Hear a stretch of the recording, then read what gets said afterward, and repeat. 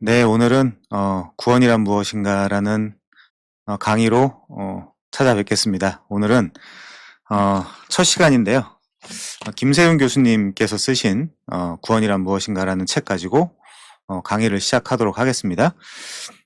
저희 교회 상황에서는 사실상 이게 기초고요.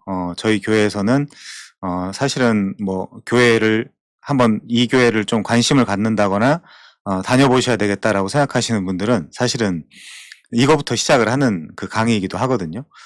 그리고 보내주신 학부모님께서 보내주신 지수 같은 경우도 사실 이거부터 저희는 시작을 하고 있습니다.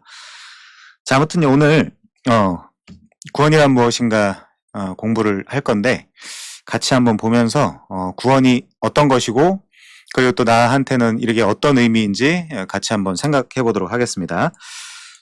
우리 그 머릿말부터 한번 볼까요?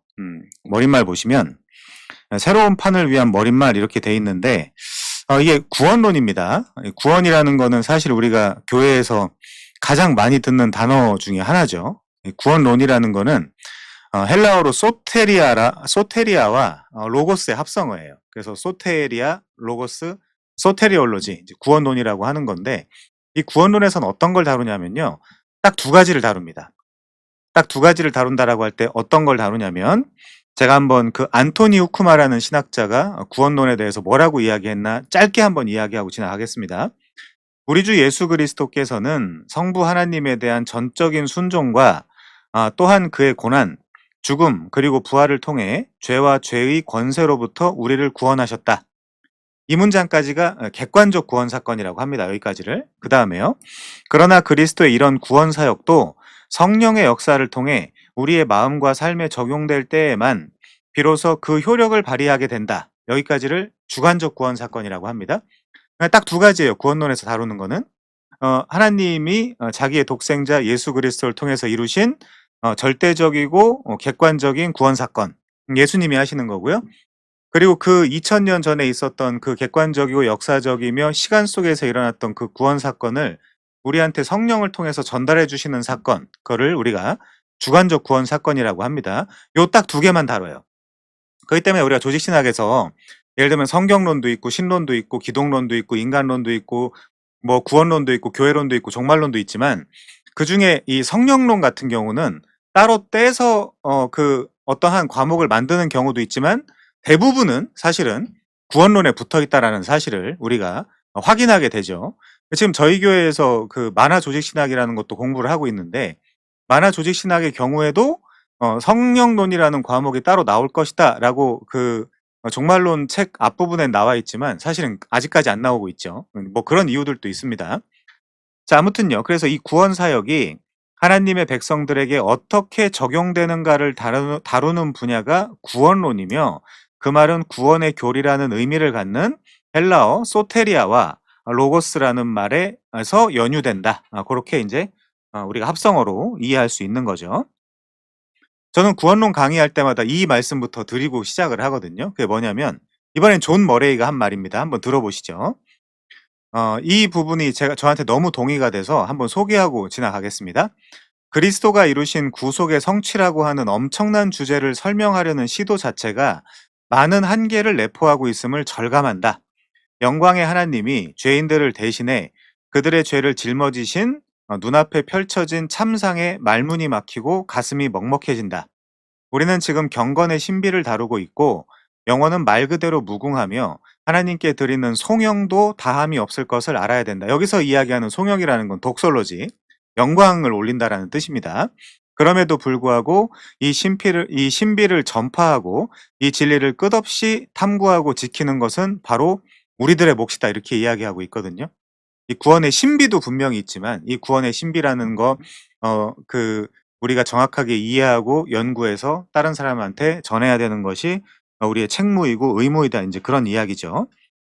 아무튼 우리가 이 강의를 들어가기 전에 성경을 몇 가지 찾아보면서 그 같이 이야기를 나누겠습니다. 우선 히브리서 4장 14절 한번 같이 볼까요? 히브리서 4장 14 절입니다.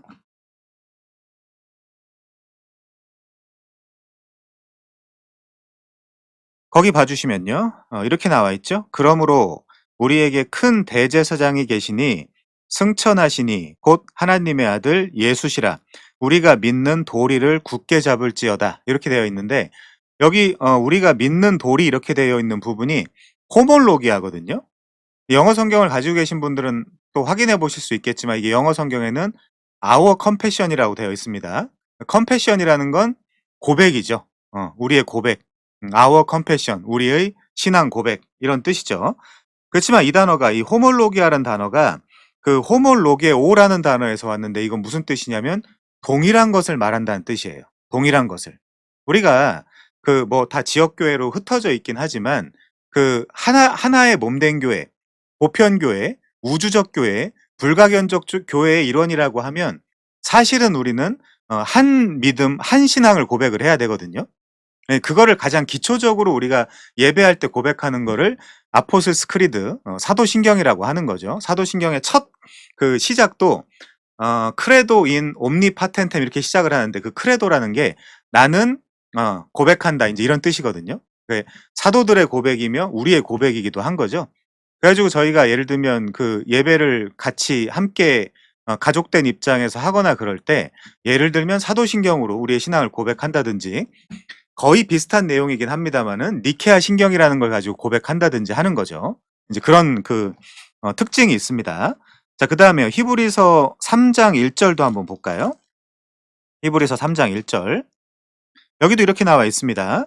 그러므로 함께 하늘의 부르심을 받은 거룩한 형제들아 우리가 믿는 도리의 사도이시며 대제사장이신 예수를 깊이 생각해라. 여기도 믿는 도리라는 부분이 영어 성경에 보면 our confession입니다. 우리의 고백, 우리의 신앙 고백. 동일한 부분이죠. 이번에 히브리서 10장 23절 보겠습니다.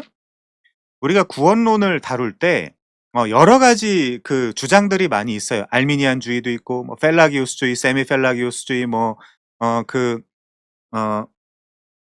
아미랄두스주의 뭐 이제 여러 가지 주의들이 있는데 우리가 어떻게 그 하나의 고백을 할 것이냐를 고민할 수밖에 없는 거죠. 자, 히브리서 10장 23절 보시면요.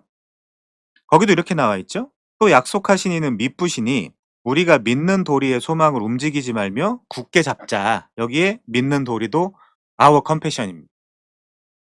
하나만 더 볼게요.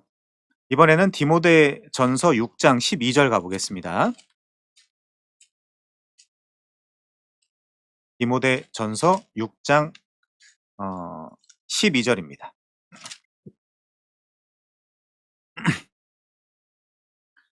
믿음의 선한 싸움을 싸우라 영생을 취하라 이를 위하여 네가 부르심을 받았고 많은 증인 앞에서 선한 증언을 하였도다. 여기도 선한이란 단어가 붙어 있어서 좀 다를 수 있지만 칼로스 호몰로기아라고 선한 우리의 공통된 고백 이렇게 이야기하고 있거든요. 자, 이번에는 에베소서 가보겠습니다. 에베소서. 자, 우리가 그냥 막 예를 들면 그 성경을 통해서 내가 느낀 점, 내가 생각한 점 이런 식으로 그 주관적인 신앙생활을 할 것이 아니라 정확하게 파악을 하고 정확하게 그 신앙생활을 하지 않으면 안 되겠죠. 그래서 이번엔 에베소서 4장에 보시면 1 절부터 보겠습니다. 그러므로 주 안에서 갇힌 내가 너희를 권하노니 너희가 부르심을 받은 일에 합당하게 행하여 이거는 행하라는 말은 페리파테오인데 걸어가거나 살라거나 이제 그런 것들이 다 포함되는 단어입니다. 페리파테오. 할라크죠, 히브리어로는. 걸어가다, 살아가다, 행동하다 이제 다 같은 의미입니다. 모든 겸손과 온유로 하고 오래 참음으로 사랑 가운데서 서로 용납하고 평안에 매는 줄로 성령이 하나 되게 하신 것을 힘써 지키라. 여기 이제 성령이 하나 되게 하신 것이라는 거 분명히 나오죠. 그다음에 몸이 하나고요. 성령도 한 분이시고 이와 같이 너희가 부르심의 한 소망 안에서 부르심을 받았고요. 주도 한 분이시요 믿음도 하나요 세례도 하나요 하나님도 한 분이시니 곧 만유의 아버지시라 만유 위에 계시고 만유를 통일하고 만유 가운데 계시도다. 이렇게 이제 이야기를 하고 있기 때문에 예를 들어서 뭐 WCC, 뭐 WEA, NCCK, 뭐 로자니니 뭐 이런 뭐 것들 우리가 무조건 다 그 에큐메니컬 운동이라는 이름으로 다 합치는 게 좋냐? 이제 그렇지는 않습니다, 사실은. 성경 어디에도 그렇게 이야기하고 있지는 않거든요. 무조건 합쳐라. 진리라거나 이런 문제는 뭐 신경 쓰지 말고 무조건 하나가 되라. 그렇게 이야기하고 있지 않거든요. 고린도전서 13장 그 사랑장에서도 소위 사랑이라는 건 진리와 함께 기뻐한다라고 하기 때문에 우리가 이런 구원론에 대해서 공부를 할 때 아주 명확하고 정확하게 그리고 늘 성경을 가지고 분별하면서 구원에 대해서 공부하는 것이 좋겠습니다. 자, 그래서 아웃 컴패션에 대해서 말씀을 드렸고요. 우리가 다른 쪽에서는 웨스트민스터 신앙고백서도 배우고 있는데 신앙고백서야말로 웨스트민스터 컴패션 오브 더 페이스죠. 거기서도 컴패션이라는 우리의 고백, 우리의 신앙 고백이라는 그 부분이 정확하게 들어가 있죠. 자, 그래서 그렇게 이해해 주시면 좋을 것 같고요. 그래서 오늘 머릿말부터 7페이지부터 한번 보겠습니다. 이 작은 책이 새로운 출판사를 통해서 새롭게 나온 걸 기쁘게 생각한다라고 하면서 그동안 이 작은 책이 전도와 성도들의 교육에 널리 쓰임받은 것을 하나님께 감사드린다라고 하잖아요. 여기 우리가 그 분석을 해봐야 되는 두 가지 아주 중요한 단어가 있습니다. 첫 번째는 전도예요. 두 번째는 교육이죠. 이건 사실상 기독교 안에서 쓰는 테크니컬 터미놀로지, 그러니까 전문 용어입니다. 사실은 기독교 안에서 쓰는 전문 용어. 그러니까 그냥 말 그대로 야 우리 교회 한번 와봐. 그 예수 믿어봐. 이제 이런 식으로 가볍게 이야기할 문제가 아니라 사실은 전도와 이 교육이라는 단어는 전문 용어예요. 전문 용어. 이 전도라는 건 뭐냐? 우리 고린도전서 15장 한번 가볼까요? 고린도전서 15장입니다. 요 부분을 그 초대교회 캐리그마라고 하거든요. 캐리그마라는 건 선포, 전도. 그러니까 어떤 그런 복음을 전하는 행위도 되고요. 그 복음을 전할 때 그 어떤 내용도 됩니다. 캐리그마라는 단어 자체가. 자, 고린도전서 15장 1절부터 보겠습니다. 사도 바울이 이렇게 이야기하죠. 형제들아, 내가 너희에게 전한 복음을, 여기 전한 복음은 유앙겔리온입니다. 복음이란 단어가 헬라어로 유앙겔리온이죠. 너희에게 알게 하노니 이는 너희가 받은 것이요, 파랄람바노, 또 그 가운데 히스테미, 서 있는 것이라. 요 히스테미라는 동사에서 그 십자가란 단어가 나왔습니다. 기둥이란 뜻이죠. 자, 이제 2절부터 중요합니다.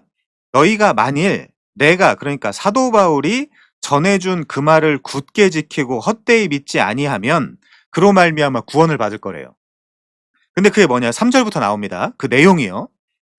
분명한 내용이 나옵니다. 자, 3절. 내가 받은 것을 먼저 너희에게 전하였노니, 파라디도미, 전달해 주는 거죠. 파라디도미는. 이는 성경대로 그리스도께서 우리 죄를 위하여 죽으시고, 4절이요. 장사 지낸 바 되셨다가 성경대로 사흘 만에 다시 살아나셨다. 자,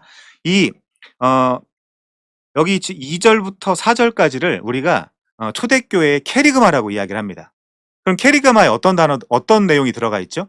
그리스도께서 성경대로 우리를 위해서 죽으시고 장사 지냈다가 성경대로 부활하셨다라는 내용. 자, 근데 중요한 게 있습니다. 지금 이 고린도전서 15장을 기술할 그 당시에는 신약 성경이라는 건 완벽하게 딱 존재하지 않았거든요. 그럼 여기서 이야기하는 사도 바울이 이야기하는 이 성경은 구약 성경이에요. 그럼 이제 우리가 뭘 깨달을 수 있냐면 구약 성경에 이미 그리스도의 죽으심과 부활하심이 기록이 되어 있구나. 그래서 이 성경에, 우리 신약 성경의 다른 여러 부분을 보면 예수님이 토라, 네빈, 케투빔, 모세가 쓴 글, 그리고 시편의 글, 선지자의 글 다 나를 가리켜 기록된 것이다라고 말씀을 하시죠. 누가복음 24장이라든지 요한복음 5장이라든지 이런 데 보면 예수님이 구약 성경은 다 나에 대해서 이야기하고 있는 것이다라는 말씀을 하십니다. 자, 그걸 나중에 또 찾아볼 거긴 하지만 지금 중요한 것은 이 고린도전서 15장 2절부터 4절까지는 초대교회의 캐리그마였다. 그 초대교회의 캐리그마일 뿐만이 아니라 우리의 캐리그마이기도 합니다. 예수님이 마태복음 28장 그 18절 이하에서 이렇게 말씀하시죠. 하늘과 땅의 모든 권세를 내게 주셨으니 그러므로 너희는 가서 모든 민족을 제자로 삼아 아버지와 아들과 성령의 이름으로 세례를 베풀고 내가 너희에게 분부한 모든 것을 가르쳐 지키게 해라. 볼지어다 내가 세상 끝날까지 너희와 함께 있으리라 하시니라. 요 이야기는 이 1차 수신자, 1차 청자는 당연히 12제자를 포함한 그 자리에 있었던 사람이겠지만 우리한테도 적용이 되는 거거든요. 그럼 우리한테 적용이 된다라고 할 때 에버레스팅한, 그러니까 영속적인 가치가 있는 우리 복음 전파의 아주 분명한 내용이 뭐냐? 그리스도께서 성경대로 죽으시고 장사 지냈다가 성경대로 부활하실 것이다. 요거를 캐리그마라고 해요. 우리가 인제 설교하다라는 동사는 뭐 캐리소라고 하거든요. 캐리소? 캐리소라는 인제 그 단어를 쓰는데 그 캐리소라는 단어에 캐리소라는 그 설교하다라는 의미에 반드시 이 내용이 들어가야 됩니다. 이 내용이 들어가지 않으면 설교가 아니에요. 그래서 이 예수님의 속죄 사역, 그러니까 예수님의 죽음과 장사 진행과 부활하심의 내용이 들어가 있지 않으면 그냥 한편 좋은 강연을 들었다거나 아니면 그냥 교회에 와 가지고 시간을 보냈다거나 친교를 했다거나 뭐 여러 의미로 이야기할 수 있을 수는 있겠지만 예배를 했다거나 설교를 했다거나 의미는 포함되지 않습니다. 이건 아주 분명해요. 그걸 그래서 초대교회 캐리그마라고 하는 거예요. 자, 두 번째요. 제가 이제 전도에 대해서 잠깐 설명을 했고요. 그래서 그 예를 들면 성경의 어떤 한 사람이 한 사람한테 전달할 때는 당연히 이 캐리그마를 그 전도라고 번역을 해 놨고요. 그렇지만 한 사람이 다수한테 전할 때는 설교 혹은 강론이라고 번역을 해 놨거든요. 그렇지만 같은 단어입니다. 같은 단어라고 할 때 우리가 그럼 전도할 때도 아니면 설교할 때 강론할 때도 어떤 의미가 들어가야 된다는 결론을 내릴 수 있죠. 예수의 죽으심, 장사 지냄, 부활하심. 그 내용이 없으면 미안하지만 설교는 뭐 미안할 것도 없죠. 설교는 아니다. 이게 아주 분명합니다, 이거는. 흔들릴 수 없는 내용이에요. 그래 갖고 뭐 예를 들면 옛날 우리 뭐 선배님들 뭐 잘 기억하시겠지만 옛날 부흥회 하거나 막 이럴 때 와 가지고 막 울리고 웃기고 그건 설교가 아니에요. 쓰레기예요. 어. 어. 자, 그다음에 캐리그마 설명을 했고요. 자, 그다음에 성도들의 교육에 널리 쓰임 받았다라고 하는데 요 교육이라는 헬라어는 디다케입니다. 디다케. 어. 이 디다케는 뭐냐? 말하자면 어떤 그런 기독교적인 가치관이라든지 세계관이라든지 아니면 기독교 어떤 그런 문화관이라든지 뭐 이런 것들을 가르치는 설교 외에 이 그리스도인으로서 이 세상을 살아갈 때 반드시 알아야 되는 기본 소양 같은 것들이죠. 어. 정체성. 예를 들면 그리스도인의 정체성. '내가 누구지? 나는 지금 어떤 배경과 어떤 상황에서 살고 있지? 내가 지금 공부를 하는데 이 공부는 어떻게 써먹어야 되지? 내가 어떻게 살아야 되지? 내가 무엇을 위해 이 땅에 태어났지?' 이런 것들. 어. 그래서 우리가 이 전도라는 단어와 캐리그마라는 단어와 이 디다케 이 교육이라는 단어를 좀 구분해서 생각할 필요가 있습니다. 그래서 요 부분은 아까 초반에 말씀드린 대로 우리 기독교인들의 전문 수어예요. 전문 용어, 테크니컬, 텀 이렇게 우리가 이야기할 수 있습니다. 자, 제일 밑에 단락 보시면요. 이런 표현이 나오죠. 자, 그동안 신앙생활을 오래 한 분들도 자신들이 믿는 바를 잘 모르고 있다. 자신들이 믿는 바, 내가 뭘 믿지? 음. 그래서 가끔 사람들과 대화를 나누다 보면 저거는 성경이 말하는 믿음이 아니라 자신만의 주관적인 신념인데. 그래서 우리는 주관적인 신념과 성경이 이야기하고 있는 정확한 구원에 대한 도리 이런 것들을 분별해야 되거든요. 근데 거기에 이제 악영향을 끼치는 것 중에 하나가 사실은 큐티죠. 저는 큐티를 무조건 반대하진 않습니다. 왜냐하면 큐티까지 막아 놓는다라고 하면 이 성경을 읽을 수 있는 기회가 확 줄어들기 때문에. 그렇지만 큐티의 위험성은 분명히 이야기해야 되겠죠. 예를 들면 성경을 가지고 읽다가 그냥 자신한테 느껴지는 거. 음. '이렇지 않을까? 이 내용은 이런 거 아닐까?'라고 자신이 그냥 이 원래 의미나 이런 거랑 상관없이 '이건 이런 본문인 것 같은데.'라고 해 가지고 그냥 내 삶에 적용해 버리는 거. 이런 위험이 있거든요, 큐티의 위험이. 원래 성경은 그렇게 보는 것이 아니라 성경은 성경대로 봐야 됩니다. 제가 전에도 한번 말씀드렸던 것 같은데 엑세제시스라 그러죠. 이거를 우리가 주해라고 합니다. 엑세제시스를. 엑스는 뭐냐면 밖으로라는 접두어거든요. 그래서 본문에 명확한 그 의미가 있는데 그걸 밖으로 끌어내는 행위예요. 본문의 의미를. 엑스 밖으로. 근데 이제 에이스제시스라는 게 있습니다. 헬라어로 엑스는 밖으로, 에이스는 안으로거든요. 내가 이미 기존에 가지고 있었던 어떤 생각이나 사고나 아니면 세계관이나 가치관을 에이스 그 본문 안에 투영시키는 거예요. 그래서 우리는 절대로 에이스제시스를 하면 안 되고 엑스제시스를 해야 돼요. 이 본래 오리지널 미닝 오브 더 텍스트, 그러니까 본래의 의미를 밖으로 끌어내는 작업을 해야 됩니다. 그걸 하는 큐티를 한다라는 건 당연히 찬성이죠. 그건 너무나 권고해야 되고 권장할 만한 일이죠. 그렇지만 내가 오늘 성경을 읽으면서 에이스제시스, 나는 이 본문에 대해서 원래 그렇게 생각하고 있었으니까 오늘도 이렇게 적용해야지. '난 이렇게 오늘 살아야지.'라고 하는 거는 성경을 잘못 읽고 있는 겁니다.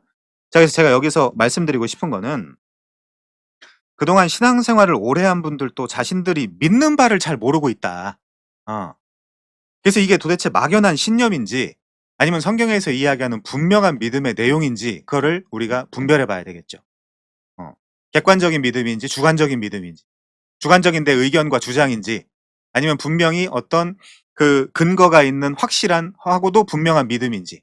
그게 없으면 바로 어떤 이야기가 나오죠? 신앙생활을 오래 한 분들도 자신들이 믿는 바를 몰라 당연히 어떤 이야기가 나오냐면 구원의 확신을 갖지 못한다라고 이야기를 합니다. 그래서 내가 믿는 바를 잘 모르고 있으면 하나님 아버지라고 하기 어렵거든요. 제가 이제 가끔 저희 친구들한테도 늘 그런 그 소위 질문을 한 번씩 해 보는데 "야 너네들 하나님을 아빠라고 부를 수 있냐?"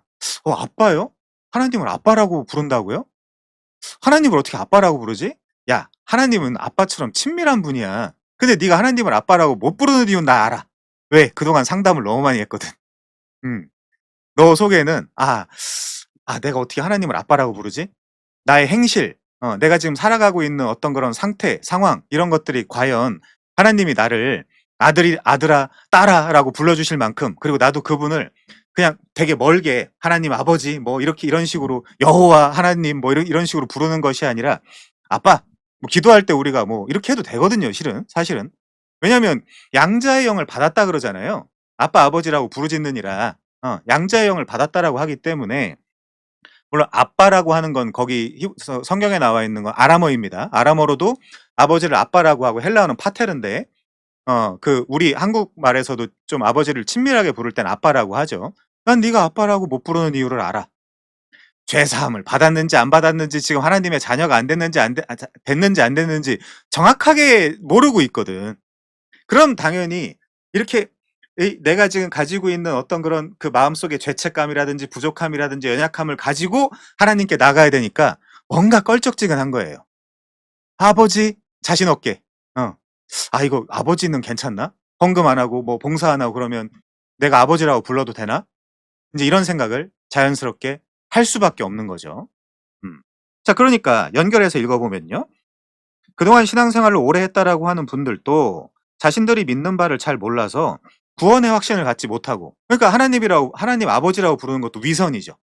아니 내 자식인지 아닌지도 모르겠는데 내 입장에서도 하나님이 내 아버지인지 아닌지도 모르겠는데 그냥 교회에서 그렇게 그 언어를 사용하면서 하나님을 부르니까 그냥 부르고 있는 거지 실제 구원의 확신이 있느냐라고 물어봤을 때는 전혀 다른 문제라는 이야기입니다. 자, 그래서 여기서 중요한 거는요. 믿는 바, 이 컨텐츠 그 내용이 뭐냐? 성경은 언약으로 하나님이 우리를 만나신다라고 분명히 이야기를 합니다. 성경에 나와 있는 언약을 그 큰 틀에서 이야기를 한다라고 하면 첫 번째 구속 언약이라는 게 있죠. 성부와 성자, 성령이 창세전에 맺으신 언약입니다. 그때 뭘 선택하셨다 그랬죠? 구속주, 구속 백성, 구속 방법 이런 것들을 예정하셨다 그랬죠. 그다음에 역사 속에서 일어난 행위 언약이라는 게 있습니다.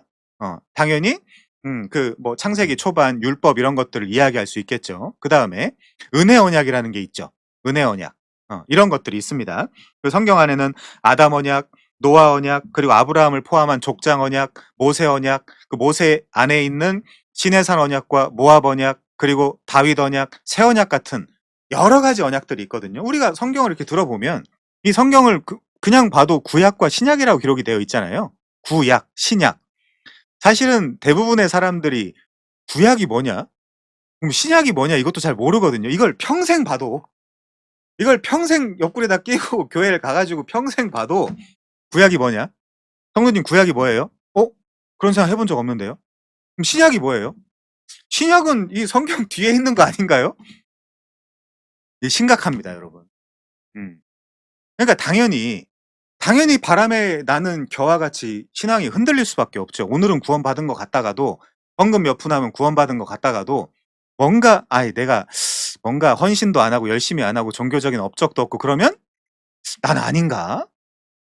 난 구원에서 탈락된 거 원래 처음부터 예정이 안 된 거 아닌가?' 이런 식으로 불안해할 수밖에 없다는 거예요.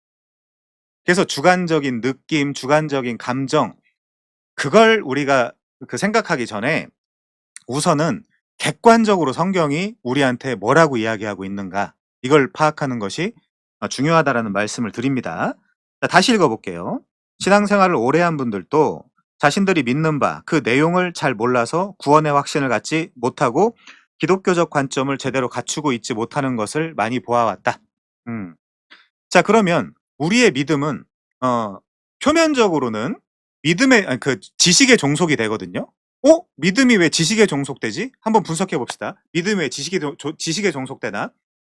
믿음은 뭐냐면요.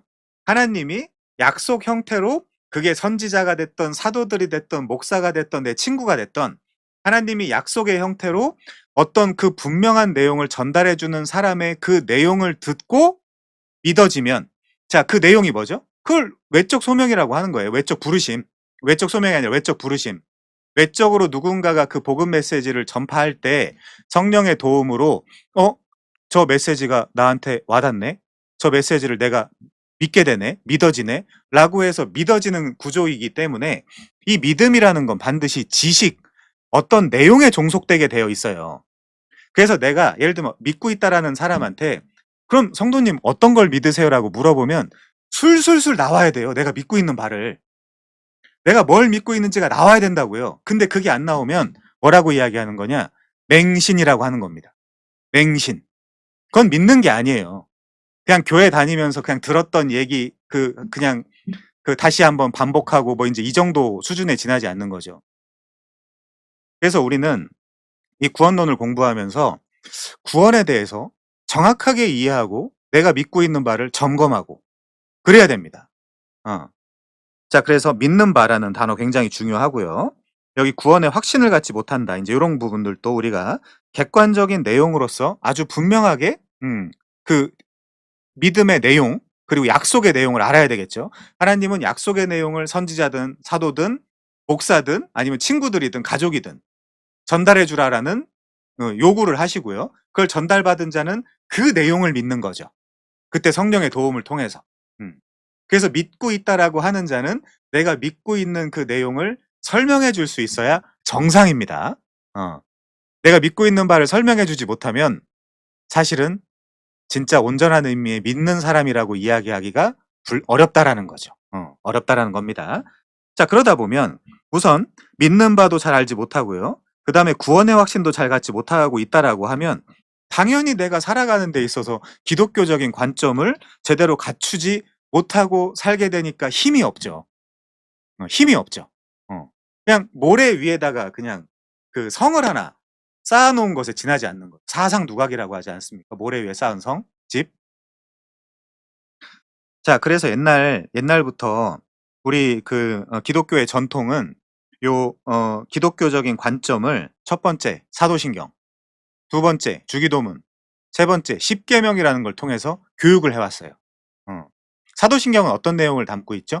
우리가 신앙하는 바, 믿어야 하는 바, 그 내용들을 담고 있습니다. 사도신경에는.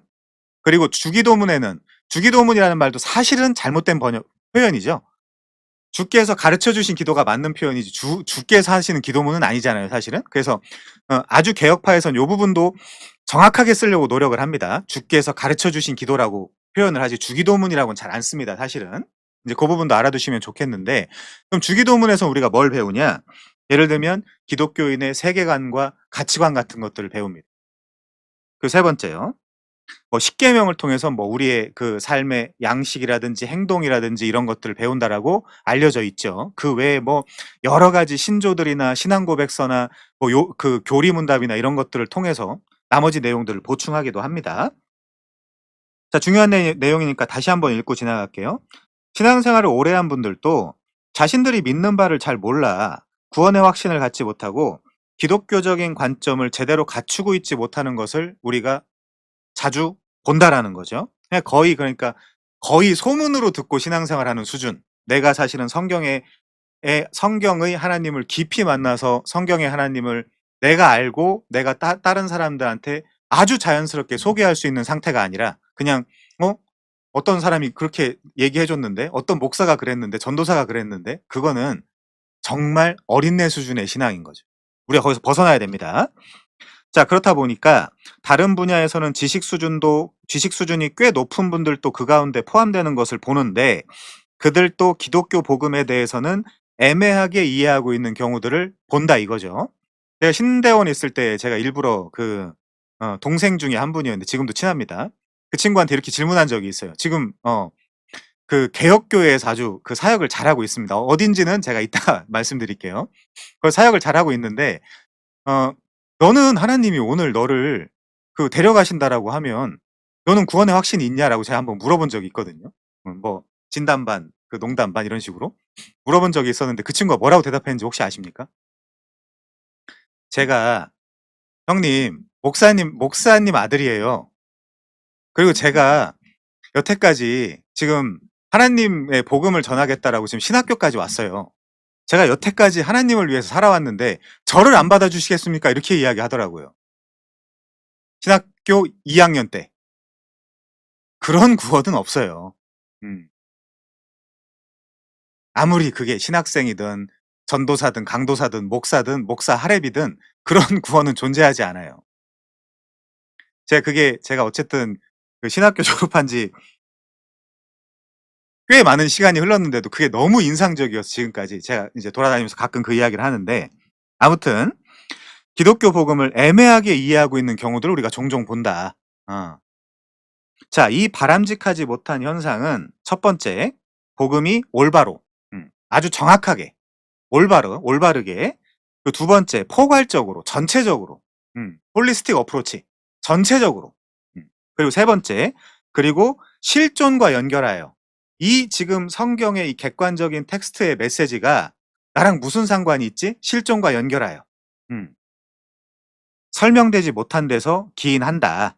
그러니까 우리가 예를 들면 수십 년 신앙생활 한다라고 해도 성경의 지식들이 조각조각 나 있어요. 파편화돼 있어요. 여기 쪼끔, 에스더의 죽으면 죽으리다 쪼끔, 뭐 인제 어디서 쪼끔 이런 식으로. 그래서 이 창세기부터 요한계시록까지 쭉 꿰뚫을 수 있는 구속사관이라고 하거든요. 리뎀티브 히스토리. 음.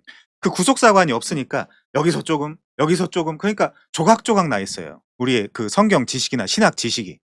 이 사람한테 쪼금 듣고 뭐 A 전도사한테 쪼금 듣고 뭐 P 목사한테 쪼금 듣고 이런 식으로. 그래 가지고 이걸 한 번에 어 조각 모음을 해 봐야 되는데 그걸 해본 적이 없는 겁니다. 그러다 보면 헷갈리는 거죠. 구원도, 그리고 구원의 확신도. 당연히 구원의 확신이 있을 수가 없죠. 이 사람은 알미니안주의적 주장을 이야기를 하고 저 사람은 펠라기우스를 이야기하고 이 사람은 깔뱅주의를 이야기하고, 그럼 당연히 헷갈릴 수밖에 없죠.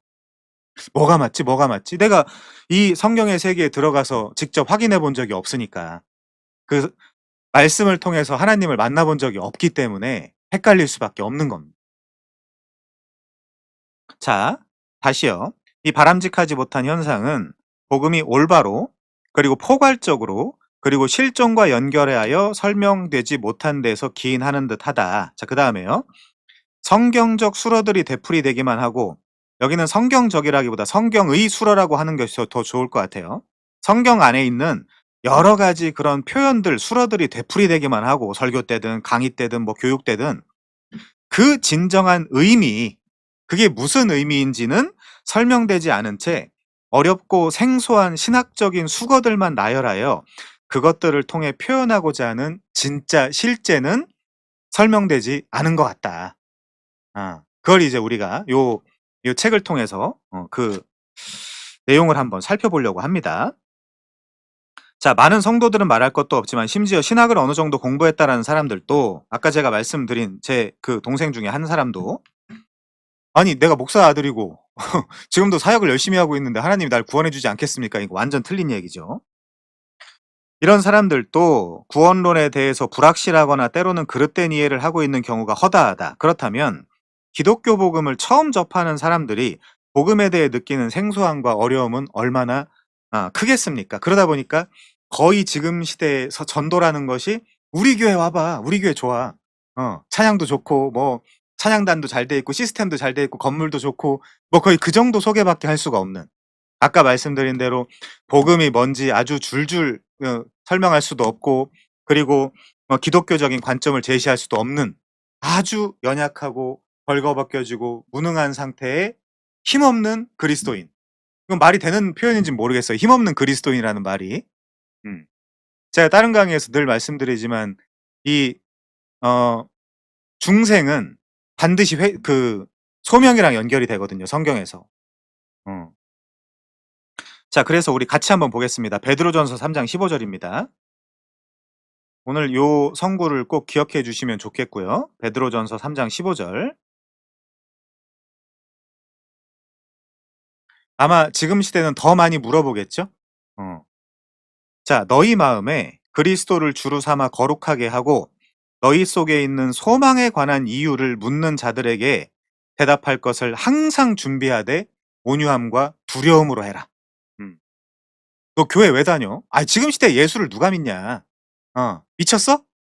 제정신이야? 인제 이런 사람들이 많이 있거든요, 실제. 교회를 다닌다고? 어. 교회에다 헌금해? 제정신이 아니구만. 인제 이렇게 실제 그런 사람들이 많이 있습니다, 지금. 자, 그런 사람들한테 너희 마음에 그리스도를 주로 삼아 거룩하게 하고 거룩의 방법 우리 뭐 이 강의에서는 아니지만 지난번에 다 찾아봤죠. 어떻게 하면 거룩해질 수 있는지. 거룩하게 하고 너희 속에 있는 소망에 관한 이유를 묻는 자에게는 대답할 것을 항상 준비하되 온유와 두려움으로 해라. 제가 그래서 저희 교회에 처음 오시는 분들은 제가 늘 구원이란 무엇인가부터 시작을 해요. 음. 우리 구원부터 한번 이야기를 해 봅시다. 구원 점검부터 한번 해 봅시다. 객관적 구원 사건과 주관적 구원 사건이 뭔지, 그리고 이 지금 구원에 대해서 당신이 지금 받고 있는 건지 아닌 건지 이거부터 한번 따져 봅시다. 이거부터 점검해 봅시다. 음. 자, 그다음에요.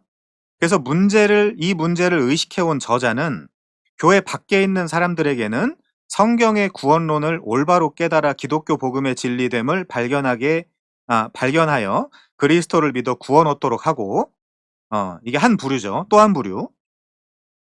교회 안에 있는 사람들에게는 깨달음이 있는 믿음과 구원의 확신을 가지고 더 바르고, 제가 한 단어만 넣겠습니다. 견고하며 성숙한 신앙생활을 하기 위해서 이 강의를 했다.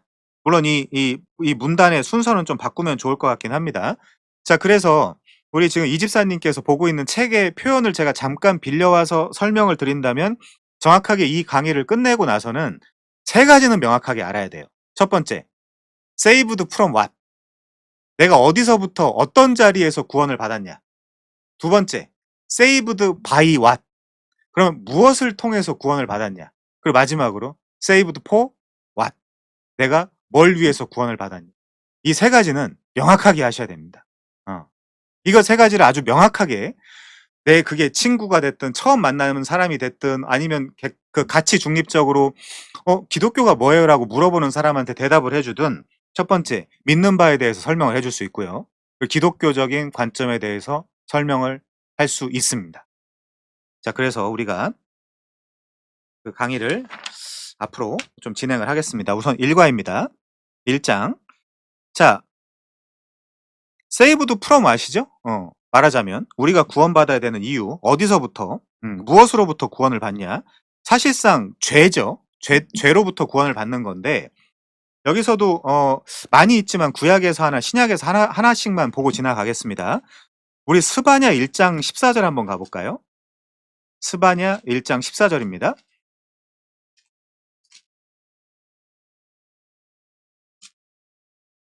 스바냐 1장 14절 이하여 여호와의 큰 날이 가깝도다. 가깝고도 빠르도다. 여호와의 날의 소리로다. 용사가 거기서 심히 슬피 우는도다. 그날은 분노의 날이요 환난과 고통의 날이요 황폐와 패망의 날이요 캄캄하고 어두운 날이요 구름과 흑암의 날이요 나팔을 불어 경고하며 견고한 성읍들을 치며 높은 망대를 치는 날이로다. 내가 사람들에게 고난을 내려 맹인같이 행하게 하리니 이는 그들이 나 여호와께 범죄하였음이라. 또 그들의 피는 쏟아져서 티끌같이 되며 그들의 살은 분토같이 될지라. 그들의 은과 금이 여호와의 분노의 날에 능히 그들을 건지지 못할 것이며 이 온 땅이 여호와의 질투의 불에 삼켜지리니 이는 여호와가 이 땅 모든 주민을 멸절하되 놀랍게 멸절할 것임이라. 여기서 구원 받아야 되겠죠? 자, 그다음에 이거 물론 구약입니다. 자, 이제 답까지 함께 나와 있는 부분이긴 한데 이번엔 데살로니가전서 1장 한번 가보겠습니다. 데살로니가전서 1 장입니다.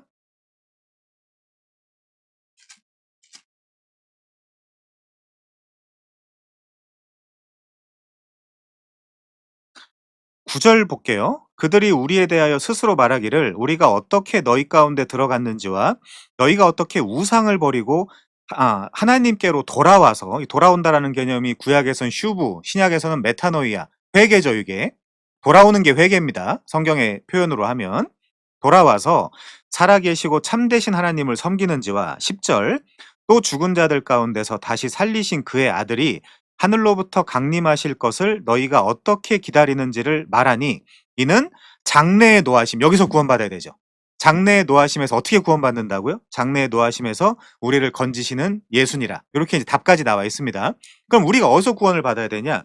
여호와의 날, 여호와의 진노의 날, 여호와의 분노의 날, 장래의 노하심에서 구원을 받아야 되는 거죠. 자, 그러면 어떤 일이 생기느냐? 로마서 5장 한번 가볼까요, 이번에는? 로마서 5장.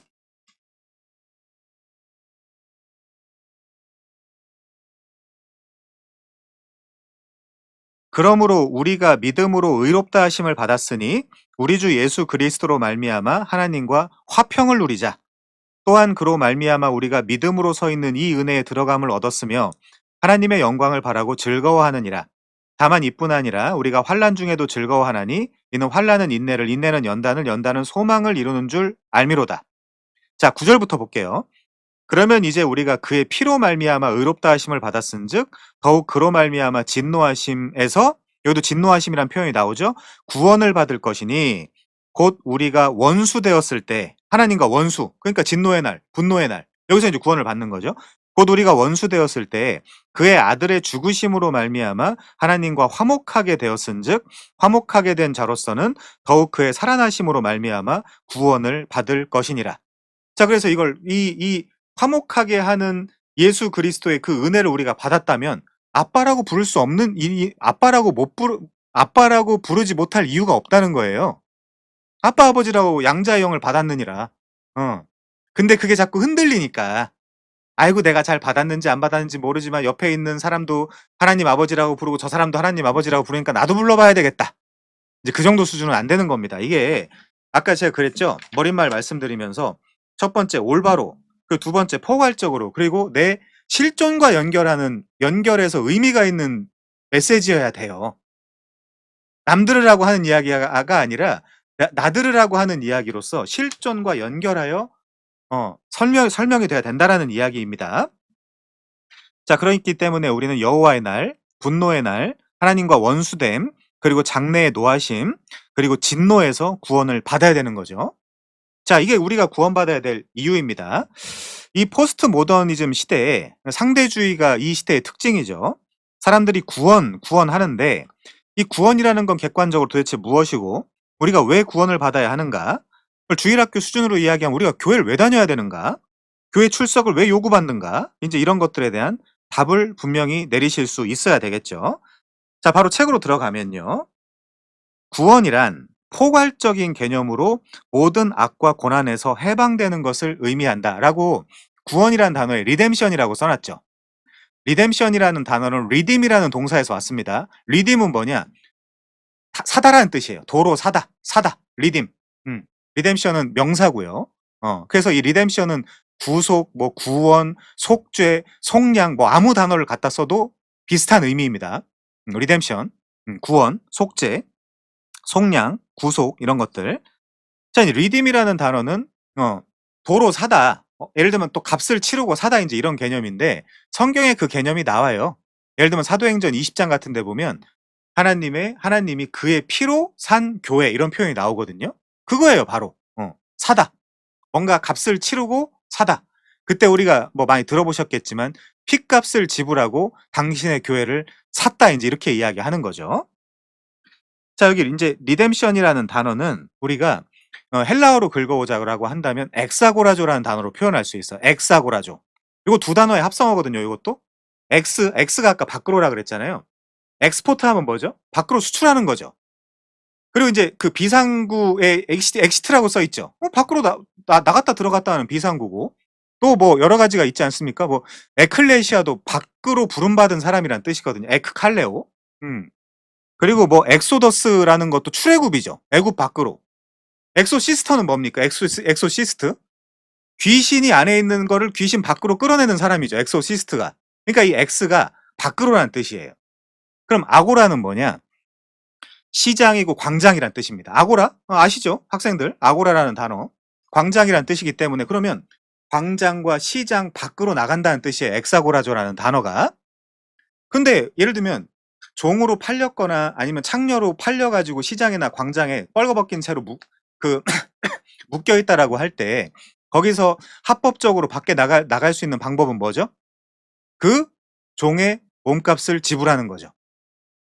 그래서 예수님이 우리가 죄와 사망의 종이 되어 있는데 그 종의 몸값을 당신의 피값으로 지불하시고 우리를 샀다라고 하는 거예요. 그래서 사도 바울이 자기를 뭐라고 이야기하죠? 나 예수 그리스도의 둘로스 종 바울이라고 이야기하는 거예요.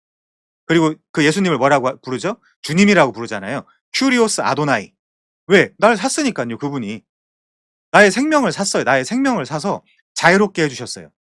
그래서 나는 세상의 종, 죄와 사망의 종 이런 것이 아니라 나는 오직 의의 종, 그리스도의 종이 되겠다라는 개념이 거기 들어가 있는 거예요. 그 종이라는 개념 속에. 하나님의 종, 예수 그리스도의 종, 의의 종만 하겠다라는 의미죠. 사도 바울이 그렇게 이야기하는 것은. 자, 그래서 구원이라는 것은 포괄적인 개념으로 모든 악과 고난에서 해방되는 것을 의미한다. 이따가 구글에다 한번 쳐보시면 리뎀션이라는 단어를 쳐보시면 나오겠지만 이건 신학적인 개념이에요. 신학적인 뉘앙스가 강한 단어입니다. 우리가 이제 어톤먼트라고 하기도 하죠. 속죄, 속량, 구속 이렇게 이야기하기도 하죠. 자, 그래서 속죄와 속량과 구속과 구원은 다 같은 의미를 가지고 있는데 어떻게 한다고요? 우리 주님이 자기의 피값을 주고 우리를 사셨다. 그래가지고 우리를 해방시켜 주셨다. 요게 이제 그 구원의 아주 정확한 개념입니다. 출애굽 때는 어떻게 했어요? 구약 시대의 이스라엘은 당연히 어린 양의 피를 뿌려가지고 그 유월절 어린 양으로 대속을 해서 애굽에서 광야를 지나가지고 가나안 땅에 들어가는 거고 우리는 이 세상에서 죄와 사망의 종이었는데 예수 그리스도의 그러니까 새 어린 양의 피를 뿌림으로써 우리가 이 세상에서 나와서 광야 교회를 거쳐서 하늘 가나안으로 우리도 들어가게 되는 거죠. 그렇게 이제 구약과 신약을 맞춰서 우리가 생각할 수 있습니다. 자, 그러다 보니까 우리는 거짓, 불의, 증오, 개인적인 결핍, 아픔, 이웃과의 갈등, 사회적, 국가적, 국제적 차원의 갈등, 여러 가지 모양으로 나타나는 악과 고난에 둘러싸이고 짓눌려 있다. 지금 우리가 그런 삶을 살고 있어요. 어렵게. 오늘 하루도 잘 버텼습니다. 사실은 우리가. 힘들었는데. 피곤하고 힘들고 혼란스럽고 이 나라가 이 세상이 잘 될까 앞으로? 여러 가지 고민과 걱정들이 많지만 그럼에도 불구하고 잘 버텼어요. 자, 이런 악과 고난들은 어떤 거라고 합니까? 저자는 죽음의 증상들이래요. 죽음의 증상들로 대개 인간이 겪는 최대 악이요 고난이라고 할 수 있다. 전도서 9장 12절에 이렇게 이야기합니다. 분명히 사람은 자기의 시기도 알지 못하나니 물고기들이 재난의 그물에 걸리고 새들이 올무에 걸림같이 인생들도 재앙의 날에 그들에게 홀연히 임하면 거기 걸리느니라. 이런 식으로 언제 우리가 이런 고난과 고통 이런 것들을 감당하게 될지 모르는 아주 불안한 삶을 살고 있다는 거죠. 지금 모두가. 자, 그 다음에요. 첫 번째 예시입니다. 만약에 감기에 걸리면 목이 따갑고 콧물이 나며 머리가 아프는 등 감기에 대한 여러 증상들이 나타난다. 그래서 그런 증상들이 나타나면 우리가 감기에 걸렸으며 감기의 병균이 우리 몸속에 역사하고 있음을 우리가 알 수 있다. 자, 두 번째요. 마찬가지로 죽음의 병균이 우리 속에서 역사해서 노쇠 현상들과 질병들을 유발하여 위에서 말한 온갖 형태의 악과 고난들을 낳게 되는 것이다. 이제 하나님에게서 끊어진 인류는 내가 내 인생을 책임져야 되거든요. 그걸 제로섬 게임이라고 이야기하기도 합니다. 세상에 자원이 100개 있다라고 하면 그 100개 중에 어떤 사람이 99개를 가져갔다라고 하면 1개 남은 것 가지고 나머지 이 한 75억 명, 80억 명 되는 사람들이 그거 가지고 치고받고 싸워가지고 뺏어야 되거든요. 그러니까 당연히 이 땅에는 그 자기 인생을 자기 스스로 책임져야 되는 데서 나타나는 죽음의 증상들이 너무 자연스러운 거예요. 뭐 경쟁, 이 약육강식, 적자 생존 이런 것들 있지 않습니까? 이 세상에도. 자, 그렇게 모든 악과 고난의 현상들은 죽음의 증상들이요. 우리가 그런 악과 고난에 짓눌리고 있다는 것은 우리가 지금 죽음의 힘 아래 놓여 있고 감기에 걸리듯 우리가 죽음에 걸려 있다라는 것을 의미한다. 늙어요. 그리고 아픕니다. 그리고 죽어가죠. 안티에이징, 뭐 나이가 안 드는 시술을 아무리 받아도 언더고 플라스틱 서저리 어떤 노래 가사처럼 아무리 그 무슨 성형 수술을 받아도 소용없습니다. 우린 죽어가요. 어, 죽어갑니다. 그게 우리의 운명이에요. 자, 그러므로 우리가 지금 살아있다곤 하지만 사실은 벌써 죽음에 걸려있는 자들이며 80평생 또는 90평생을 지내고 무덤에 이르는 것은 시편 90편 10절에선 모세는 그렇게 이야기하죠. 우리의 연수가 70 강건하면 80이다. 그렇게 이야기를 하죠. 자, 우리 가운데 지금 역사하는 죽음의 병균이 확산되어 우리의 존재를 완전히 점령당한 결과로 나타난다. 이런 점에서 본다면 우리의 수명이 다하여 육신이 죽는 것은 우리가 사실상 우리의 현재가 죽음의 상태임을 다시 한번 재확인하는 데 지나지 않는다. 그렇게 이야기하죠. 자, 그러니까 끔찍한 겁니다. 그러니 왜 사는지, 어떤 삶이 가치가 있는지, 만약에 이것만으로 끝나는 게 인생이라면 삶을 준비하고 계획하고 경영해가는 우리의 이 시간들이 얼마나 허무하며 무가치한지. 사람들 가끔 그런 생각이 들거든요. 야, 우린 노후 준비를 하기 위해 사는 거 아니냐, 결과적으로. 그렇게 부정적인 생각이 들 때도 한 번씩 있거든요. 자, 그렇기 때문에 성경은 악과 고난에 짓눌려 있는 인생을 죽은 자라고 한다. 죽은 자. 여기도 한번 볼까요? 우리 누가복음 15장 24절 한번 가보겠습니다. 죽은 자를 성경에선 어떻게 비유하고 있느냐, 설명하고 있느냐. 누가복음 15장 24절입니다. 거기 보시면요. 아버지가 첫째한테 이야기하는 거죠. 이 내 아들은 죽었다가 다시 살아났다. 내가 잃었다가 다시 얻었다. 그러니까 이 성경에서 이야기하는 죽음이 뭡니까? 요 탕부로 설명되는 이 하나님 아버지를 떠난 것을 성경에서는 죽었다고 이야기하는 거예요. 그 다시 아버지께로 돌아오는 회개, 메타노이아, 슈브 하면 뭐라고 하는 거죠? 살았다. 죽었다가 살았다라고 이야기해요. 성경에서는. 자, 그다음에요. 32절도 보겠습니다. 32절이요. 이 내 동생은 죽었다가 살아났으며 내가 잃었다가 얻었기로 우리가 즐거워하고 기뻐하는 것이 마땅하지 않냐. 그렇게 이야기하죠. 자, 그렇기 때문에 성경은 악과 고난에 짓눌려 있는 인생을 죽은 자라고 이야기한다. 그걸 헬라어로 표현해 본다면 네크로스, 타나토스, 끊어졌다는 뜻이거든요. 헬라어 단어의 죽음이란 단어는 끊어졌다. 사람들이 보통 말하듯 육신적으로는 살아있지만 영적으로는 죽어있다라는 의미에서가 아니라 앞서 설명한 대로 인생이 죽음에 걸려 있다는, 죽음의 권세 아래 놓여 있다는, 또는 죽음의 병균에 의해 점령당해 가는 상태에 놓여 있다는 의미로 성경은 인생이 죽어 있다라고 말하고 있다. 그래서 이 죽음과 그 증상들인 모든 악과 고난에서 해방되는 것이 바로 구원이다라고 이야기하는 거죠. 근데 그 방법은 우리 스스로 채택하거나 우리 스스로 행동할 수 없다는 거죠. 성경이 이야기하는 거는. 자, 우리가 이 구원을 받아야 할 이유는 우리가 이렇게 죽음과 그 증상들인 악과 고난에 걸려 있기 때문이며 심지어 여호와의 날, 여호와의 진노의 날, 여호와의 분노의 날, 그날이 가까이 오고 있다. 이제 그렇게 아까 설명을 했습니다.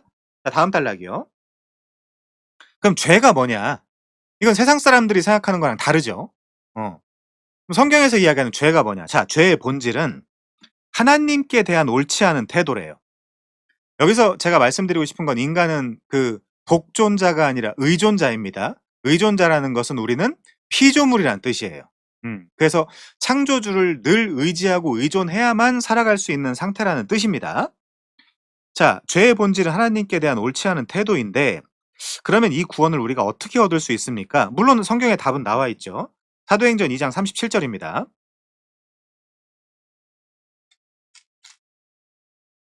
사도행전 2장 37절이요. 36절부터 보겠습니다. 이스라엘 온 집은 확실히 알지니 너희가 십자가에 못 박은 이 예수를 하나님이 주와 그리스도가 되게 하셨느니라 하니라.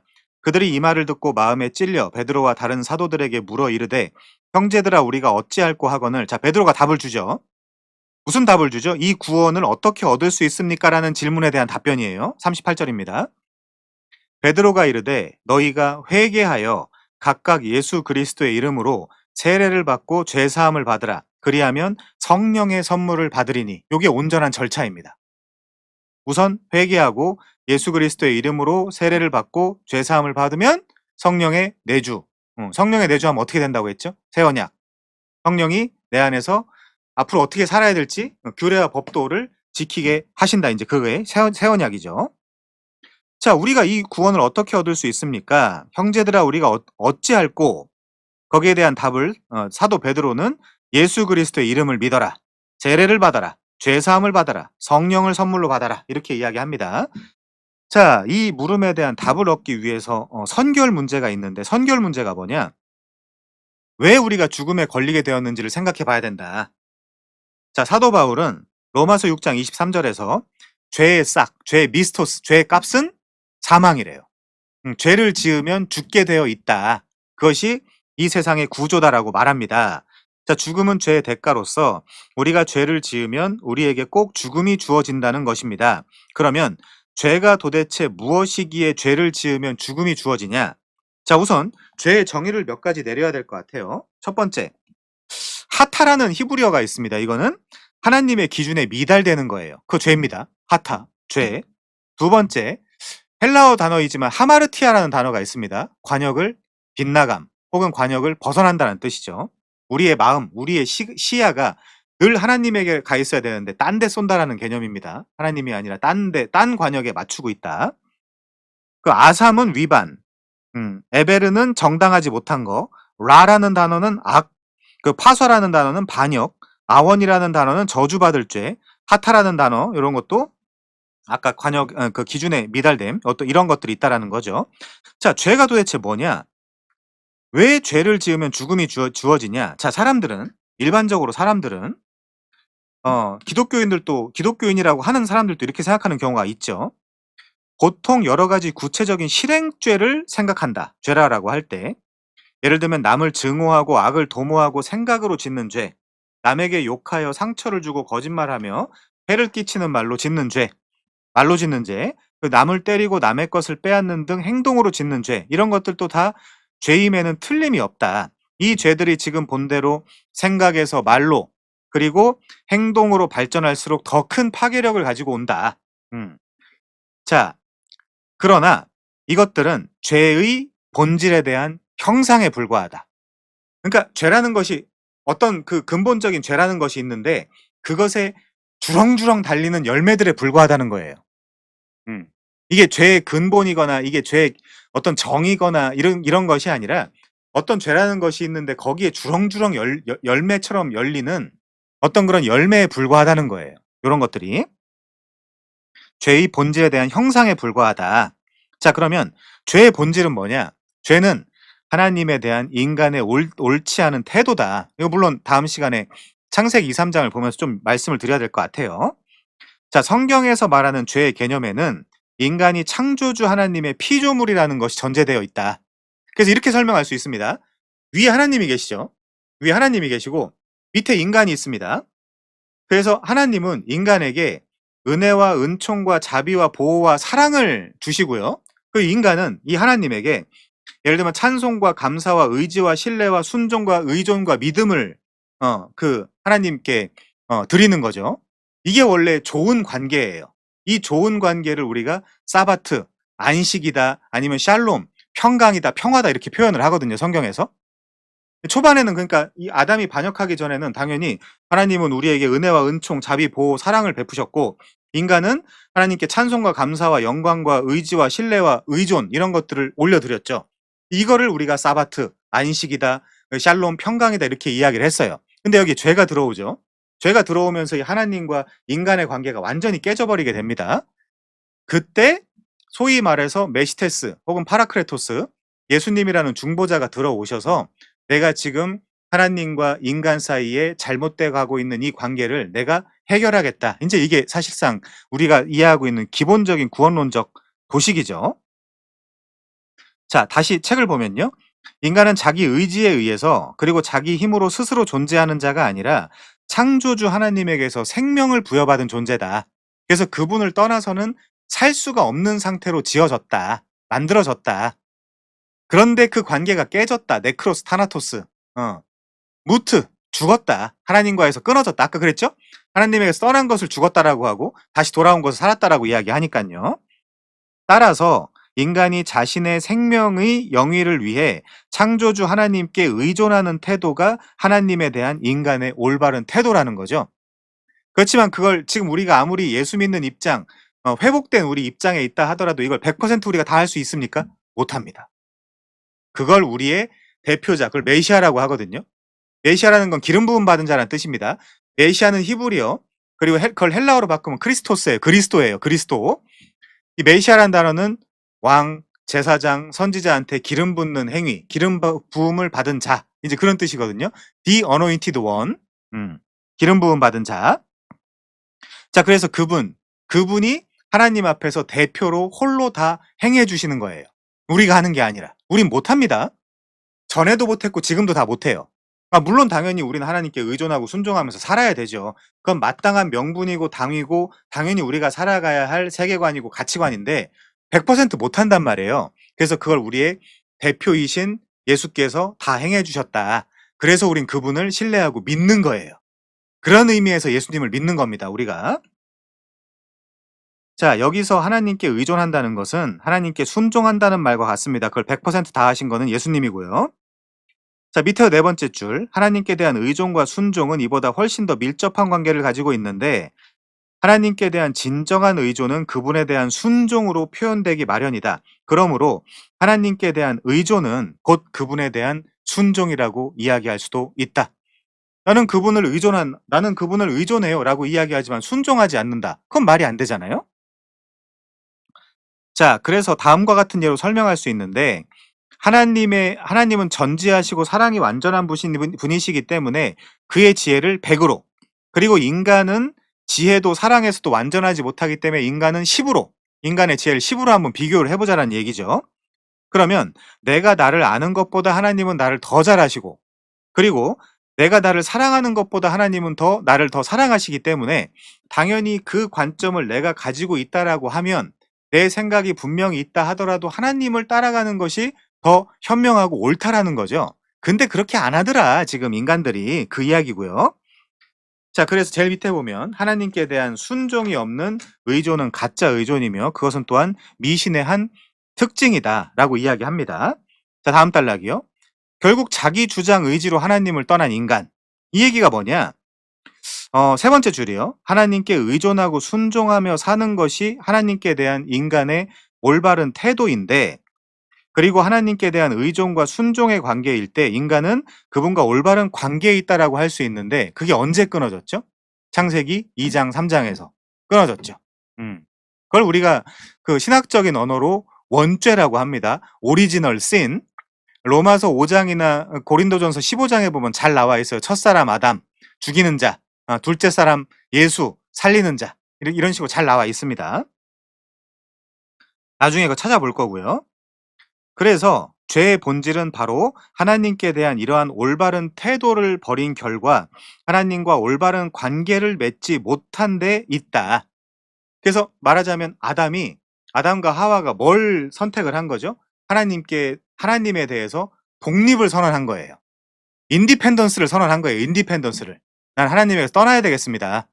내가 하나님이 돼야 되겠습니다. 라고 이제 이야기를 하고 하나님에게서 떠난 거죠. 그거를 우리가 죄라고 하는 거예요, 말하자면. 우리도 오늘 사실 수도 없이 이제 그런 일들을 했을 텐데, 자, 이렇게 올바른 관계를 깨뜨리는 것은 인간의 자기를 주장하려는 의지의 발로의 결과다. 다시 말하면 인간이 창조주 하나님께 대해 독립을 선언한 것이다.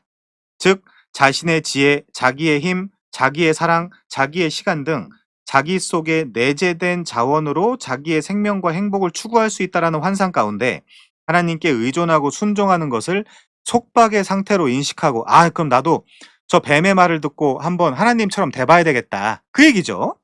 자기 뜻대로 자기 멋대로 살고자 하나님께 대항하여 자기를 주장하고 인디펜던스 데이, 독립을 선언한 것이다. 이것은 피조물인 인간이 창조주 하나님께 등을 돌리는 행위다. 인간이 온 우주를 창조하신 하나님의 무한한 지혜, 무한한 힘, 무한한 사랑, 영원 등 무한한 자원을 공급받아서 그 자원에 의존하여 살 수 있는 존재로서의 활로를 끌어버리고 스스로를 스스로에게 닫아버리는 것을 우리는 죄라고 한다. 아, 이것이 죄구나. 여기서 하나님과 관계가 단절됐구나. 그러면 그 하나님과 관계가 단절된 상태에서 독자적으로 혹은 독립적으로 서 있는 인간이 생각하고 말하고 행동하는 모든 게 다 죄라는 거예요, 성경에서는. 음. 원래 그렇게 지어지지 않았기 때문에. 그게 창조의 목적이며 피조의 목적인데 하나님과 손을 잡고 교제하며 하나님의 말씀을 듣고 하나님이 "벌거벗은 상태로 지었어." 그러면 벌거벗고 사는 거고, "야 이건 먹지 않는 거야."라고 하면 먹지 않고, "이건 먹는 거야."라고 하면 먹고 먹는 상태. 100% 철저하게 순종하는 상태로 지었는데 안 되겠는데? 나 하나님처럼 돼서 내가 내가 좋은 게 선, 내가 싫은 게, 내가 나쁜 게 악이라고 내가 판단해야 되겠다. 그걸 하마르티아 죄라고 하는 거예요, 성경에서는. 음. 당연히 그래서 하나님과 끊어진 상태는 사도 바울의 수로 하나님과 원수되었다. 어. 하나님과 원수된 상태에서 아무리 착한 말을 하고 아무리 선행을 하고 아무리 구제를 하고 하나님 입장에서 볼 땐 다 죄다라고 이야기하는 겁니다. 여기서 구원받아야 된다라는 거예요, 성경은. 자, 그다음에요. 그 결과 인간은 자기 속에 내재된 극도로 제한된 자원에 갇히게 됩니다. 그렇기 때문에 뭐 수험생들 같은 경우는 내 사랑하는 친구의 책상 밑에 있는 그가 열심히 노트 필기해 놓은 걸 갖다가 찢어 버린다거나. 왜? 다 경쟁자거든요, 이 세상에서. 음. 그렇게 하면 안 되겠지만 현실적으로 왕왕 그런 일들이 일어나지 않습니까? 음. 그리고 막 그런 어떤 입시 경쟁에서 친구들과 넥타이 차고 아주 멋진 옷을 입고, 그렇지만 '내가 얘를 이겨 봐야 되겠어.'라는 이 경쟁 구도의 사회, 적자 생존, 약육강식, 이 금수의 세계, 다 여기서 출발하게 된 것입니다. 원래는 그렇지 않는데. 원래 하나님 나라는 그런 것이 아니라 어 하나님이 나를 섬기고, 예수님이 그러시죠. "나는 섬김을 받으러 온 것이 아니라 섬기러 왔다."라고. 그 나라의 원리가 그렇습니다. 예수님이 나를 섬기고 내가 예수님을 섬기고 내가 타인을 섬기고 타인이 나를 섬기고, 그럼 다 뭐가 되죠? 다 왕이 되는 나라. 모두가 다 왕이 되는 나라. 섬김만 있는 나라. 어. 자, 그래서 인간은 길어야 100 년이라는 제한된 시간, 영원에 비하면 순간에 불과한 시간을 살아간다. 여기서 제가 지금 설명한 그 왕으로서 의 삶을 살 수 있는 사람은 누구냐? 다시 하나님과의 관계가 회복돼서 그 하나님이 주시는 자원, 그 하나님이 주시는 능력, 그 하나님이 주시는 은혜로 살아가는 사람들은 여기서도 경쟁이라든지 뭐 이런 적자 생존, 약육강식 이런 거 하지 않고도 이 땅에서도 창조의 능력으로, 구원의 능력으로 살아갈 수 있습니다. 그게 하나님의 백성이에요. 그리고 그게 이 땅에서의 하나님의 백성들의 삶의 양식이에요. 양태이기도 하고요. 자, 자원의 공급마저 떨어져 그 짧은 인생 동안 1시간 후 무슨 일이 일어날지 모르는 제한된 지혜, 무슨 일이 일어난들 그 모두를 해결할 수 없는 제한된 힘, 이웃에 대한 극히 제한된 사랑, 다 우리 마음 같아선 다 퍼주고 다 잘해주고 싶죠. 근데 그게 안 된다니까요. 음. 내 인생도 지켜야, 내 삶도 지켜야 되고 내 가족도 지켜야 되는데 어. 이 모든 걸 업셋할 수 있는 유일한 방법, 하나님께로 돌아오는 것밖에 없다는 겁니다, 지금 성경이 이야기하는 거는. 자, 그래서 앞서 죽음의 증상들이라고 규정한 모든 악과 고난들은 창조주 하나님께 의존하고 순종하여 그의 무한한 자원들을 계속 공급받기를 거부하고 그에 대항하여 자기를 주장함으로써 자기의 제한된 자원에 스스로를 가두어 버리는 죄의 뭐라고요? 죄 자체가 아니라 죄의 열매다. 음. 지금 너는 뿌리가 잘못됐다. 뿌리가 잘못되면 열매는 자연스럽게 잘못된 열매가 맺힐 수밖에 없다. 기독교는 뿌리를 고치는 거다. 돛 닦아 가지고 뭐 면벽 수도하고 훈련하고 뭐 여러 가지 그 노력해 가지고 그 많은 죄들을 없애는 훈련의 종교가 아니라 죄사함의 종교고 완벽히 새롭게 태어나는 새로운 피조물로 만드는 종교다라고 지금 성경은 그렇게 이야기하고 있는 거죠. 자, 인간은 짧은 시간에 제한된 존재이기에 늙어가요. 병듭니다. 죽는 고난을 겪게 되죠.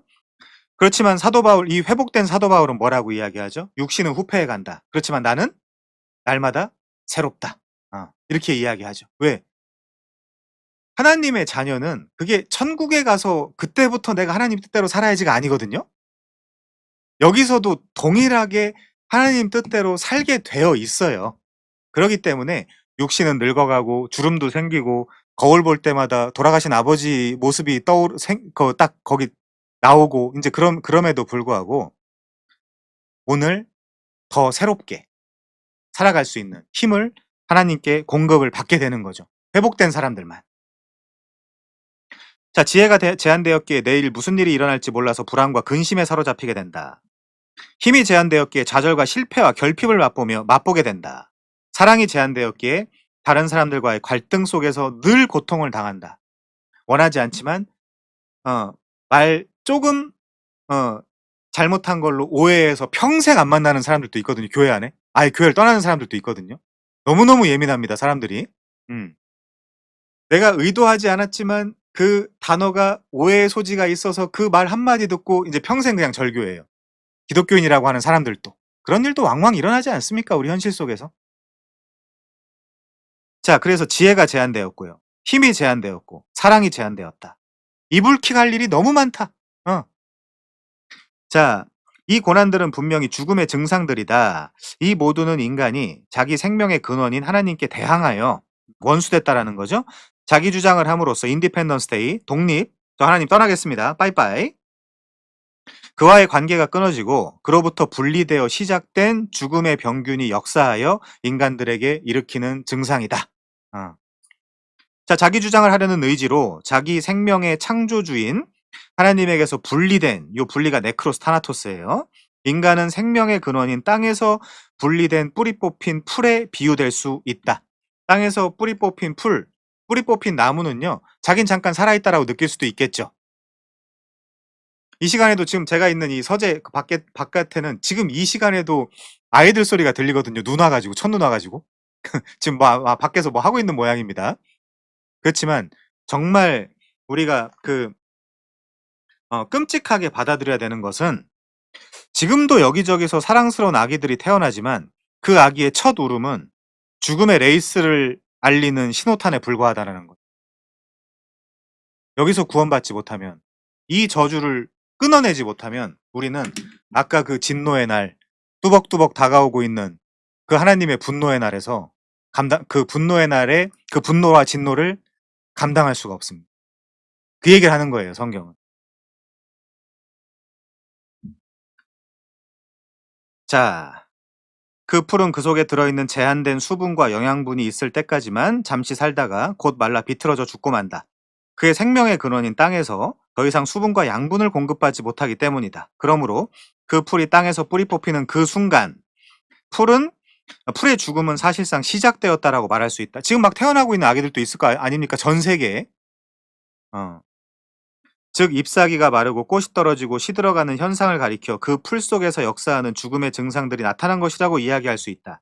인간이 그의 생명의 근원인 하나님께 의존하고 순종하는 올바른 관계를 단절하고 스스로를 스스로에게 닫아버렸다 하더라도 그는 자신 속에 있는 제한된 자원에 의해 얼마 동안은 계속 존재하게 된다. 그러나 자원의 제한성 때문에 존재는 고난으로 얼룩지고 자원이 고갈되어 감에 따라 말라 비틀어지는 풀 한 포기처럼 무덤에 묻히고 말게 된다. 자, 이겁니다. 자, 그러면 우리는 어떻게 해야 되는가? 우리는 어떻게 해야 되는가? 이 상태 속에서. 그럼 우리 보고 뭘 하라는 건가? 성경은 그렇게 이야기하고 있지 않습니다. 자, 우선 몇 가지만 찾아볼게요. 성경은 하나님을 이렇게 묘사를 하거든요. 첫 번째, 하나님을 왕이라고 합니다. 비유를 하는 거죠. 두 번째, 남편이라고 합니다. 세 번째, 부모라고 해요. 부모. 몇 가지 한번 찾아볼게요. 우선 우리 이사야 33장 22절 한번 가보겠습니다. 하나님과 우리의 관계를 하나님은 왕, 우리를 백성 이렇게 설명하거든요. 이사야 33장 22 절이요.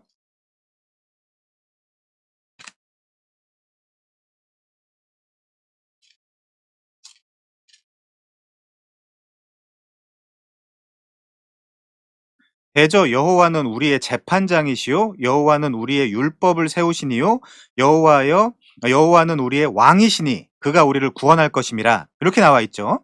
왕. 자, 그다음에 44장 6절이요. 44장 6절.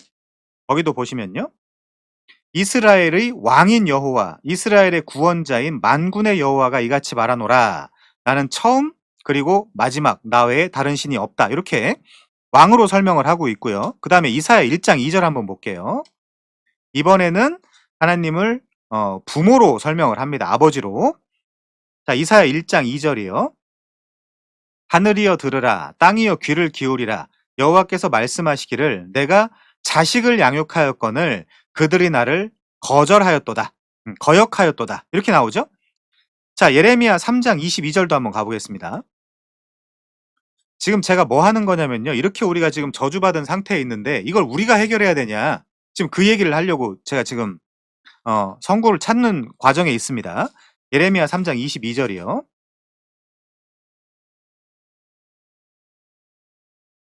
배역한 자식들아 돌아오라. 내가 너희의 배역함을 고치리라. 이렇게 여기서도 이야기하고 있죠. 자, 바로 위에요. 바로 위에 예레미야 3장 14절과 20절 보겠습니다. 14절부터요. 여호와의 말씀이니라 배역한 자식들아 돌아오라. 이번에는 나는 너희 남편으로 비유하고 있기도 하죠. 남편? 남편임이라. 내가 너희를 성읍에서 하나와 족속 중에서 둘을 택하여 너희를 시온으로 데려오겠다. 내가 또 너희 마음에 합한 목자들을 너희에게 주리니 그들이 지식과 명철로 너희를 양육시킬 것이다. 라는 표현이 나오고요. 그 다음에 20절. 이스라엘 족속아 마치 아내가 그의 남편을 속이고 떠나간 같이 너희가 확실히 나를 속였느니라. 여기서도 남편으로 하나님을 비유하고 있죠. 자, 그 다음에 이사야 54장 5절입니다. 이사야 54장 5절이요. 이는 너를 지으신 이가 네 남편이시라. 그의 이름은 만군의 여호와시며 네 구속자는 이스라엘의 거룩한 이시라. 그는 온 땅의 하나님이라 일컬음을 받으실 것이라. 자, 하나님이 왕, 부모, 남편이라고 지금 비유하고 있는데 제가 지금부터 설명드릴 건 뭐냐면 왕과 남편과 그 부모는 해야 될 일이 있습니다. 왕은 뭘 해야 되는 사람이죠? 백성을 보호하고 백성들의 생명과 재산을 지켜야 됩니다. 왕은. 자, 두 번째. 부모는 뭐 해야 되죠? 자녀를 잘 양육해야 되죠. 남편은 아내와 행복하고 사랑 안에서 살아야 되겠죠. 이런 것들. 자, 그러면 이 왕 부모 남편으로 하나님을 비유하고 묘사를 해 나가는데 그 대상은 우리입니다. 근데 히브리적 개념에서 제데카, 디카이오 시네라는 단어가 있어요. 그게 뭐냐면 의예요. 의. 제데카는 의고요. 디카이오 시네 의입니다. 그러면 하나님이 이렇게 자기를 사람들한테 말씀하시거든요. 이번 예레미야 2장 5절 한번 가보겠습니다. 예레미야 2장 5절.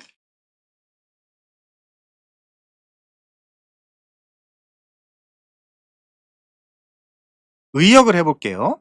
나 여호와가 이와 같이 말하노라. 너희 조상들이 내게서 무슨 불의함을 보았기에. 그러니까 말하자면 그거죠. 왕으로서 부모로서 남편으로서 내가 뭘 잘못했냐 그 얘기입니다.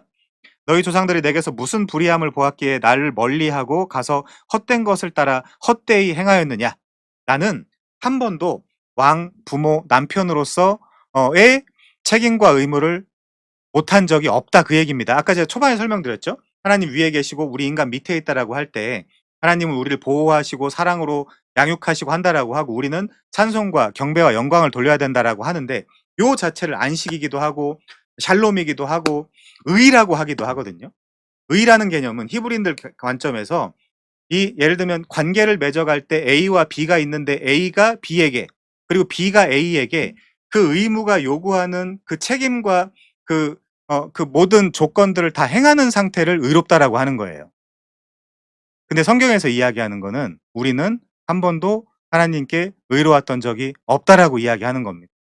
그래서 이거를 그러면 우리가 구원을 어떻게 이룰 수 있느냐? 자, 마지막으로 로마서 1장 17절 한번 가 보겠습니다. 로마서 1장 17 절이요. 루터가 깨달은 복음이죠. 로마서 1장 16 절부터 보겠습니다. 내가 복음을 부끄러워하지 않는다. 이 복음은 모든 믿는 자에게 구원을 주시는 하나님의 능력이다. 자, 그러면 구원이 복음에 있습니다. 구원은 복음에 달려 있어요.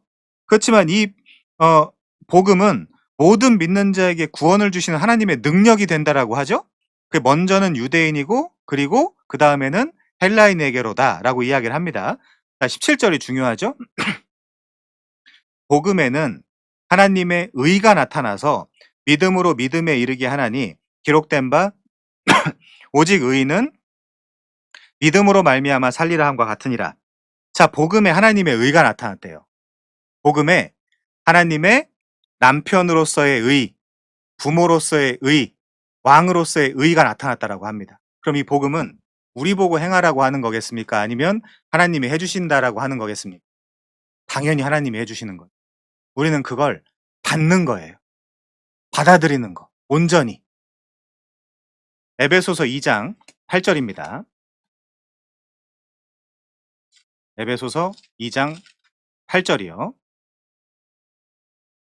1절부터 읽으면서 마치겠습니다. 그는 허물과 죄로 죽었던 너희를 살리셨도다. 죄로 죽었던 너희. 그러니까 죽은 사람이 스스로 예수를 믿고 살아날 수는 없겠죠. 그때 너희는 그 가운데 행하여 이 세상 풍조를 따르고 공중의 권세 잡은 자를 따랐으니 곧 지금 불순종의 아들들 가운데서 역사하는 영이라. 전에는 우리도 다 그 가운데서 우리의 육체의 욕심을 따라 지내며 육체와 마음에 원하는 것을 하여 다른 이들과 같이 본질상 진노의 자녀였더니 긍휼이 풍성하신 하나님이 우리를 사랑하신 그 큰 사랑을 인하여 허물로 죽은 우리를 죽은 자입니다. 그리스도와 함께 살리셨고 괄호 안에 너희는 은혜로 구원을 받은 것이라 또 함께 일으키사 그리스도 예수 안에서 함께 하늘에 앉히시니 이는 그리스도 예수 안에서 우리에게 자비하심으로써 그 은혜의 지극히 풍성함을 오는 여러 세대에 나타내려 하심이라. 8절 중요하죠? 8절부터 우리 잘 보죠. 너희는 그 은혜에 의하여 믿음으로 말미암아 구원을 받았으니 왜요? 죽은 자니까. 죽은 자니까. 이것은 너희에게서 난 것이 아니요 하나님의 선물이라. 행위에서 난 것이 아니니 이는 누구든지 자랑하지 못하게 하려 함이라. 자, 10절은 목적입니다. 우리는 그가 만드신 바라 그리스도 예수 안에서 선한 일을 위하여 지으심을 받은 자니 이 일은 하나님이 전에 예비하사 우리로 그 가운데서 행하게, 아까 행하게가 뭐라 그랬죠? 살다, 행동하다, 걸어가다, 페리파테오, 행하게 하려 하심이니라. 자, 오늘은 여기서 마칠 건데 이렇게 우리 뿌리 뽑힌 나무 이 입장인 우리가 다시 살아나기 위해선 이 하나님이 그 복음에다가 당신의 의를 담아 두셨거든요. 부모로서의 의, 남편으로서의 의, 왕으로서의 의. 그래서 사실 복음은 그 우리가 이제 개혁 신학을 추구하는 사람들인데 우리가 믿어서 구원받는 것이 아니라 전에도 한번 말씀드렸지만 하나님의 은혜로 믿음이라는 선물, 믿음이라는 수단을 통해서 구원을 받는 것이기 때문에 우리가 언제고 우리한테 주신 그 은혜와 우리의 인식의 범위 안에서 하나님을 의지하고 하나님을 의존하면 되는 겁니다. 그게 다예요. 오늘 첫 시간에 이 구원에 대해서 잠깐 짧게 설명을 했는데 부디 우리가 앞으로도 계속해서 이런 그 구원의 복음에 대해서 깊게 한번 생각해 보면서 성경이 이야기하고 있는 진짜 복음이 뭐냐, 진짜 구원이 뭐냐, 이거를 아주 객관적인 언어와 그리고 남한테 설명해 줄 수 있을 정도의 어 그 어 진술 가능한 형태로서의 언어로 우리가 한번 앞으로도 계속해서 공부를 해 나가면 좋겠습니다. 자, 오늘 여기까지만 하겠습니다. 마치겠습니다. 수고하셨습니다.